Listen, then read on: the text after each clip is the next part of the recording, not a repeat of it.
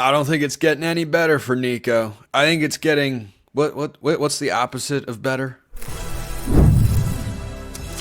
You are Locked On College Football with Spencer McLaughlin, your daily podcast on all things college football. Part of the Locked On Podcast Network, your team every day. Welcome, everybody, to another episode of Locked On College Football. I'm your host, Spencer McLaughlin. Thank you so much for making this your first listen or your first view every day, part of the Locked On Podcast Network, your team every day and your daily source to stay up to date with the biggest stories in this, the greatest sport on planet Earth.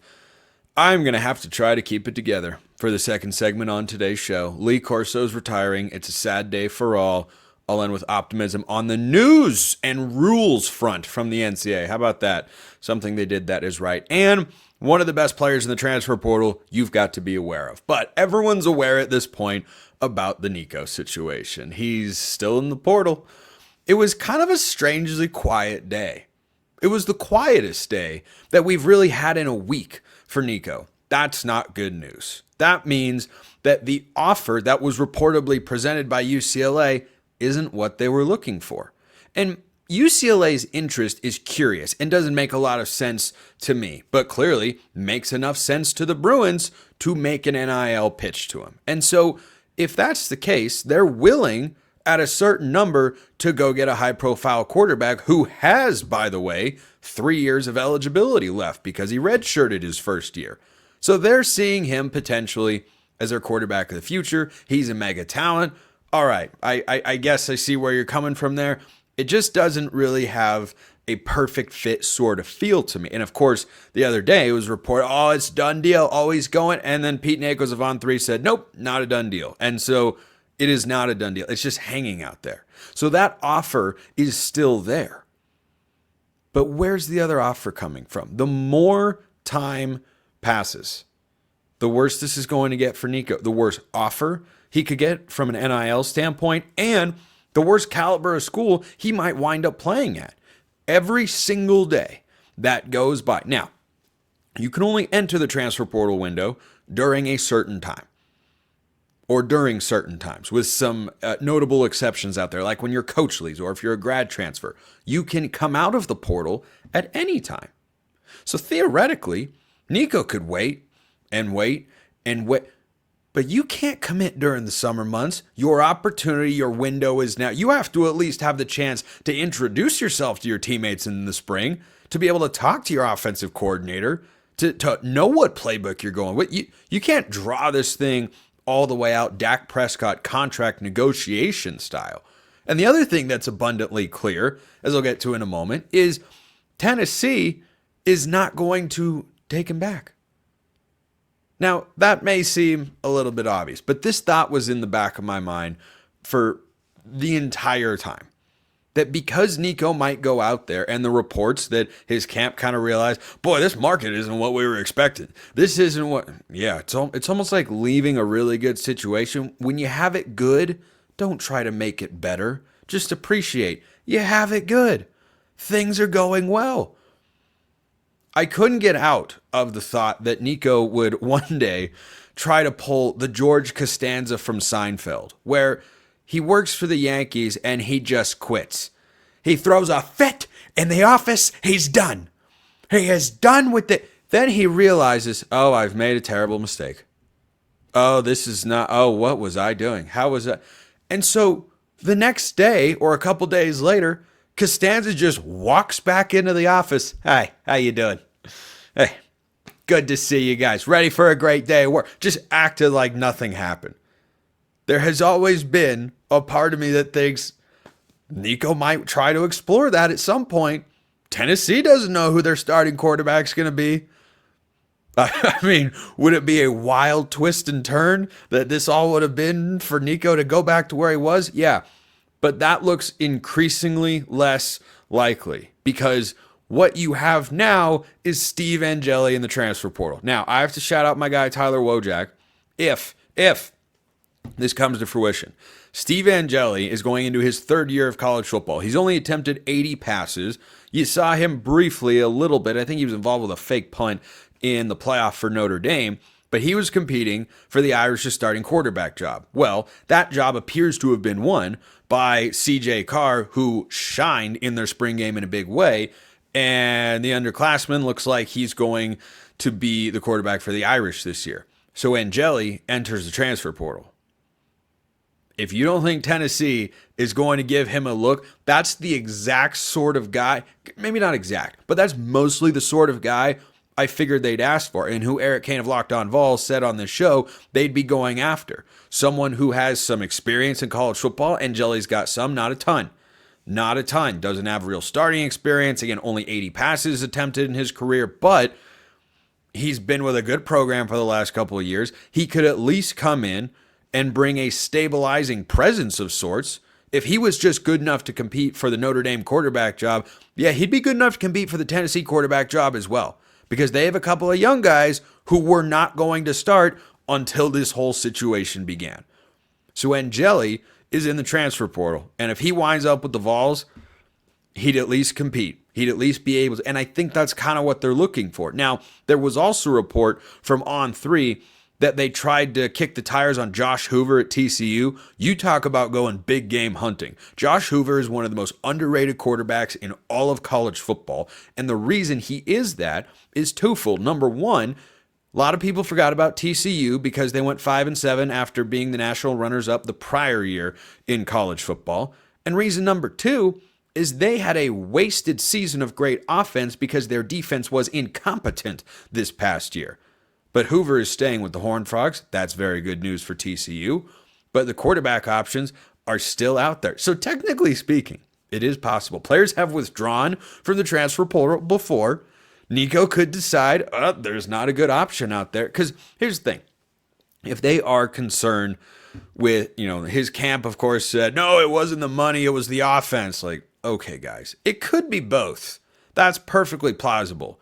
Don't tell me the money's not a part of it. Like, just come on. Contract negotiations? No. We're not believing that. You can try to sell us on it. None of us are going to buy it. we're just not going to buy it. And so for Nico, if UCLA doesn't work out, where's he going? Legitimate question. Where will he be playing football? Give me a list of teams. There isn't one out there. And I think the longer this goes on, the more likely UCLA is to say, no, we're not budging on our offer whatsoever. You can like it or not like it, but we can go in a different direction because we don't want a big, massive headache here. We just see an opportunity to bring in a really talented player at a position of great need and someone who we think we could build a future around offensively here. But, we've just brought in a new offensive coordinator, and that's the angle that doesn't make sense as well. Like, if you're coming out for Nico's camp and saying, well, we didn't like Josh Heupel's offense, so you're going to go to a guy who is a Power 4 offensive coordinator for the first time? You don't think there'll be any growing pains there with Tino Sinceri at UCLA? Do we know Deshaun Foster's a good head coach? I know Josh Heupel's a good head coach. I know that. I know that for a fact. He's also got a proven track record of succeeding with quarterbacks dating back to his time as an offensive coordinator before he became a head coach with the Vols. Like, I know that he's good. I don't know anything about Deshaun Foster or Tino Sinceri compared to what I know about Josh Heupel. So that whole dynamic just doesn't go away. The longer this goes on, the worse it gets. The more time schools and teams have to think about how set are we at the quarterback? Are we willing to take on this whole sideshow for a guy who's talented but still needs work in his development? The worse it's going to get for Nico Iamaleava. And I feel for the kid. I do. He is put in a really, really crappy spot. But that's college football nowadays sometimes, unfortunately. So let me know your thoughts in the comments below. Hit me up on Twitter. All that good stuff. I wouldn't have been able to do the next segment when I saw the news this morning. First, this episode brought to you by Amazon Fire TV. Did you know your Fire TV is also an Xbox? Turn any TV into your gaming and entertainment hub with Fire TV Stick 4K devices. No console required. Just grab your paired controller, subscribe, or sign into Xbox Game Pass Ultimate with EA Play included, and you're ready to play. Dive into hundreds of premium titles from EA Sports College Football 25 to Call of Duty, Black Ops 6, and Avowed. as easily as you stream your favorite shows. It's gaming made simple, and it's all on your Fire TV. Plus, if you're listening to or watching the show, you're a college football fan. Don't you want to be able to easily play EA Sports College Football 25? Of course you do. It's a phenomenal game. With Wi-Fi 6/6E and auto low latency mode advanced technology, Fire TV Stick 4K delivers smoother, more responsive gameplay with lightning fast speeds you need to stay competitive. And with 4K streaming, watch more than 1.5 million, that's a lot, 1.5 million movies and TV episodes from your favorite subscribed services like Netflix, Prime Video, Disney Plus, Max, and more. Head to Amazon.com/Fire TV Locked On to get started. Xbox Game Pass Ultimate subscription and compatible controller required. Available on select devices including Fire TV Stick 4K, second generation, Fire TV Stick 4K Max, first and second generation, and Fire TV Cube third generation. Check them out at Amazon Fire TV. I was sad. I was sad this morning when I heard the news, though I understand why the news came about. I was not going to, as the host of a national college football show, pass on the opportunity to pay tribute, as I will again after his final show this fall, to Lee Corso, who has been a staple of this sport for my entire life and since before I began consuming the sport.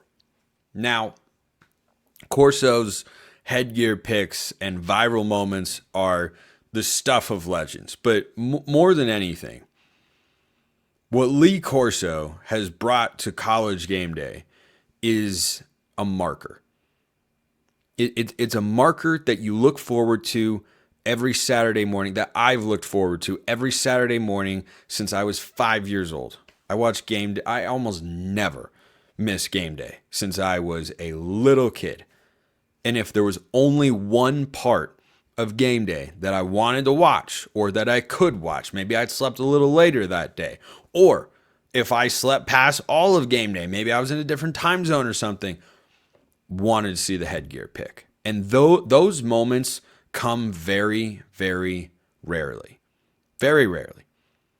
There are not a lot of those in all of sports.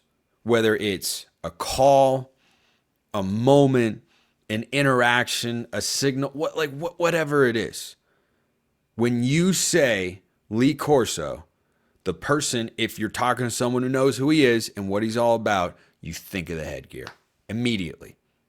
You think of it right away because that's what he's known for. That's what he has become so iconic for. And he will have one final show, I believe their first game day of the year. I don't think they've got a location yet. I'd keep my eye on Miami, Notre Dame.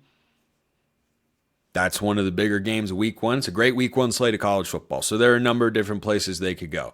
He's going to do one final show, one final headgear pick. And I tell you what, you might not see me come out of my office that day. You might not see me come out of my apartment. I might just stay there the entire day because I might not want to see anyone knowing it will be the last time. And I know the last few years have been tough because he's had health complications, but I appreciate that amidst all of that, he wanted to continue bringing people something they love. I think fundamentally that's what it was for him. Just doing something that people enjoy. And he obviously enjoyed it. I mean, you can't watch him for as long as we all have, as many times as we all have, and not enjoy what he was doing. But we all got to enjoy it too. And I think seeing someone who was not just a legend in the sport as a coach, but transcended that even more so as the headgear guy, as a College Game Day analyst, like, it's not going to be the same. They say the only constant is change. Unfortunately, that's true.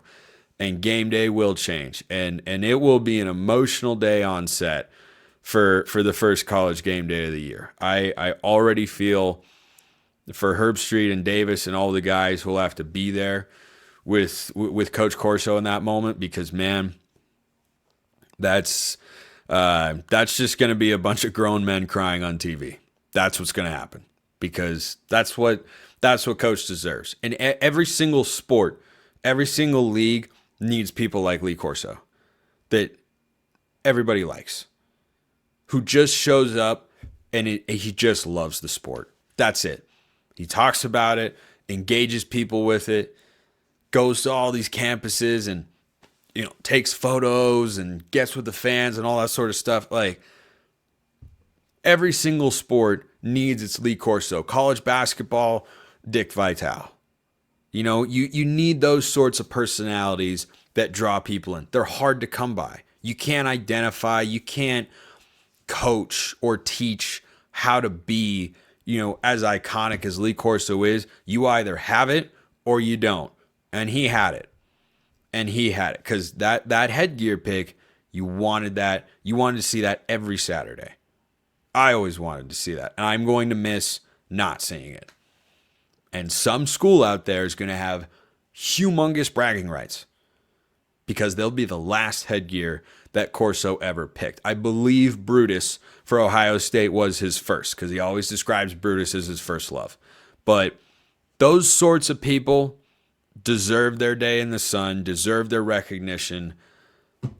And I wish Coach Corso all the best and a well-deserved retirement for everything he's brought to the sport. That, as you can probably tell, I really, really love. So, thank you, Coach. And I can't wait to watch you one more time. We're just over 4 months away from having actual football games. I wanted to get to this story as well. The NCAA has implemented some new rules to combat fake injuries. This is great. In this segment is a relaxer. Don't worry, we'll get back to the portal in the third segment on today's show. It's a bit of a relaxer for people who are like, man, does everything have to be transfer portal? Does everything have to be Nico? Well, first of all, here you go. And second of all, these are humongous stories in the sport. This is a non-zero thing because this sport gets so few things right. Lee Corso is right with the sport. Combating fake injuries is a good move. Shout out the NCAA. So, according to On3 Sports, they tweeted the following, quote, "If medical personnel are forced to enter the field of play to evaluate an injured player after the ball is spotted by the officiating crew," important caveat there, "the player's team will be charged a timeout. If that team doesn't have any remaining timeouts, a 5-yard delay of game penalty will be assessed." Round of applause. Round of applause for the people that realize this isn't good. Nobody likes this. It's not a good thing for the sport. And you know what? I have to give these sorts of moments their due time on the air because it happens so infrequently that we actually get something right, that we realize collectively, well, I shouldn't say we, they realize, whoever they might be in a given instance, this is not a good thing for the sport. This is not a healthy development. And the caveat in there, again, it's not if you get injured, during a play, because then every injury could be a 5-yard penalty. You have to take time out. If the player is injured, quote unquote, after the ball is spotted, and then he's just like, oh, my leg. He's like Scott Van Pelt in that, or John Anderson, I think it is, in that This Is Sports Center commercial with Abby Wambach and faking injuries. He just goes down, oh, my ankle. Oh, I won't work for weeks. Okay, we saw guys doing this all the time. So once the ball is spotted, you can't go down. Thank goodness. Maybe there's hope for this sport after all. That's why I really wanted to give you that particular story. There is hope for this great sport. Someone's got a lot of hope. They're going to get maybe the best defensive end in the portal available.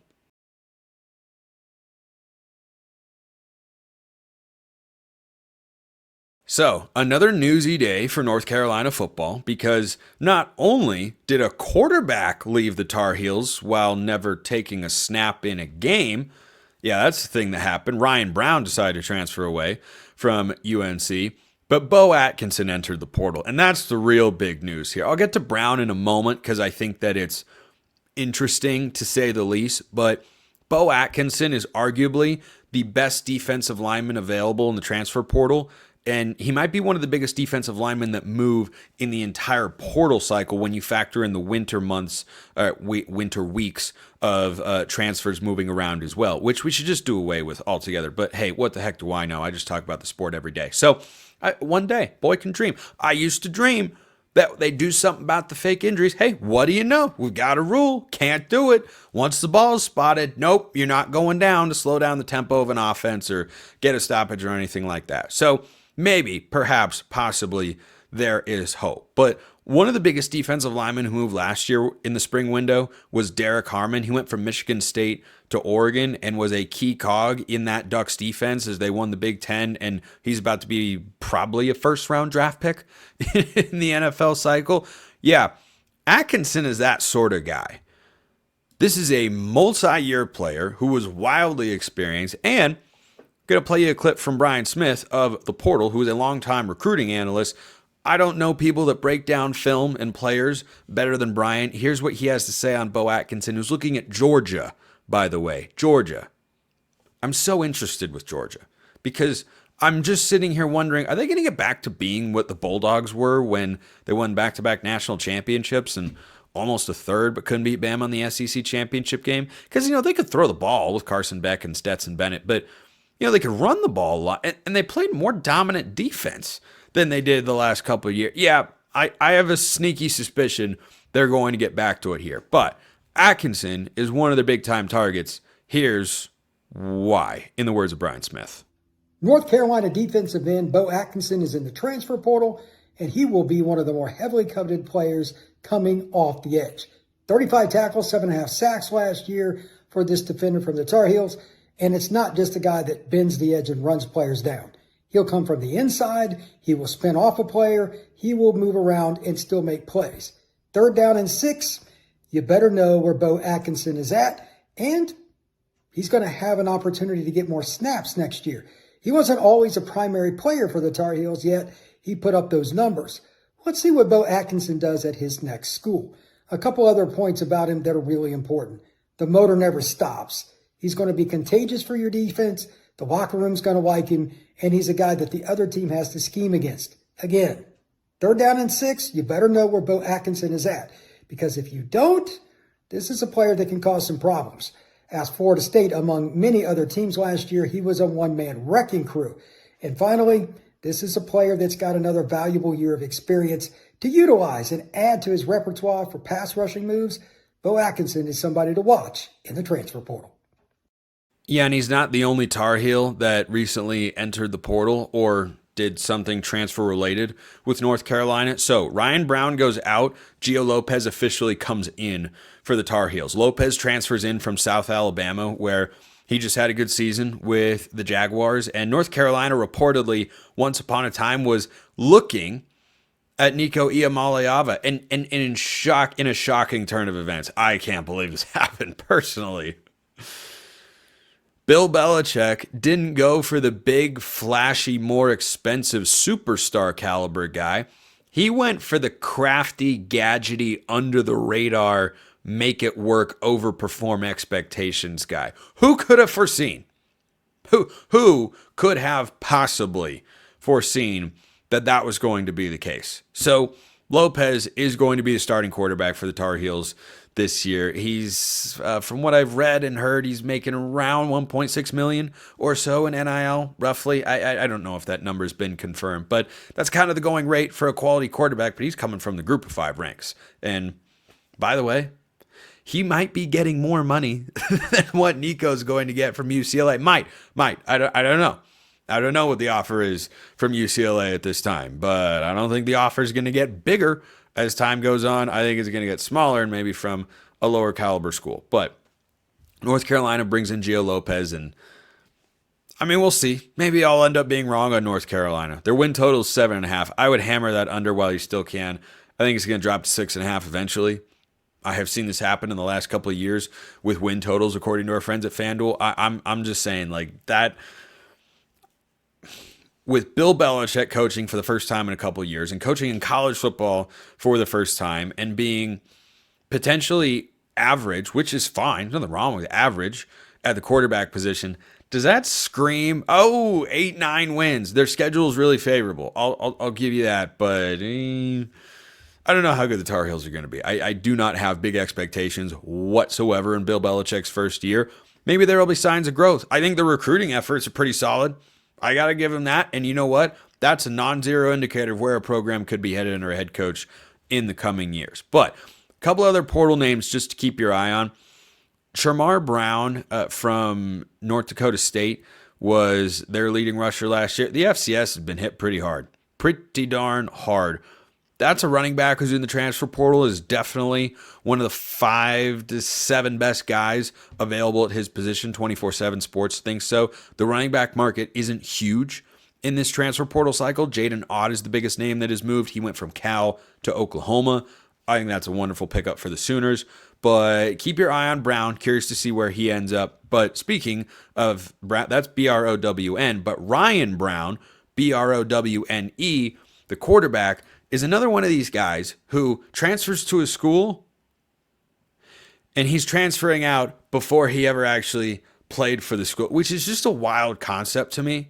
I'm someone who's in the process of moving right now. Did he move a bunch of stuff? Did he go across the country? Like how far into the process of fully relocating from Purdue to North Carolina did he get before he realized, nope, I'm going somewhere else? Brown's an interesting guy. Did not have a great year at Purdue last year because nobody had a good year at Purdue, and he didn't want to stick around with the coaching change in there. I don't blame him. Don't know that Barry Odom would have made him the starter necessarily.